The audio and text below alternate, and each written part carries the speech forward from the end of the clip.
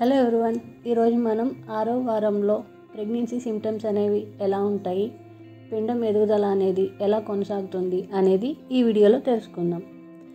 మనకిప్పుడు 6వ వారంలో కూడా ఛాతీలో నొప్పి అనేది అలానే ఉంటుంది. అలానే ఛాతీ కొంచెం బరువుగా అనిపిస్తుంది. పొత్తి కడుపులో నొప్పి ఉండడం సహజం. వామిటింగ్ వచ్చేలా ఉంటుంది.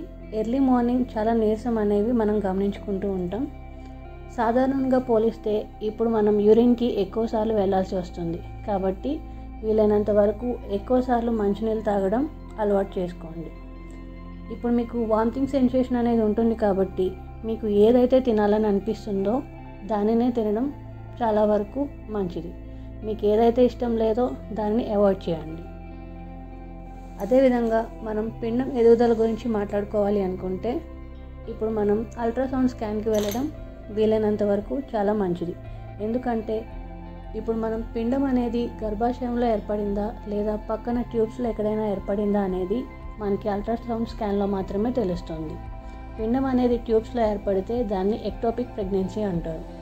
మీరు దీనికి డాక్టర్ని సంప్రదించి ట్యూబ్లో ఏర్పడిన పిండాన్ని అబార్ట్ చేయడం మన ఆరోగ్యానికి చాలా మంచిది. ఇప్పుడు మనం 6వ వారంలో పిండం ఎదుగుదల అనేది ఇంకా మెదడు వెన్నెముక కొనసాగుతూనే ఉంటుంది. అలాగే సైజ్ విషయానికి వస్తే పిండం అనేది బఠానీ గింజంత ఉంటుంది. మీరు ఫోలిక్ యాసిడ్ ట్యాబ్లెట్ని డాక్టర్ పర్యవేక్షణలో కంటిన్యూ చేయడం మంచిది. ఇప్పుడు డాక్టర్ పర్యవేక్షణలో వీలైనంత వరకు థైరాయిడ్ షుగర్ టెస్టులు చేయించుకోవడం, వాటి రిజల్ట్స్ని బట్టి మీరు తర్వాత ఏ విధంగా ఉండాలి అనేది డాక్టర్ గారు మీకు తెలియజేస్తారు. మీకు ఇంకేమైనా డౌట్స్ ఉంటే కామెంట్స్ చేయండి. నెక్స్ట్ వీడియోలో మనం ఇన్ఫర్మేషన్ షేర్ చేస్తాను.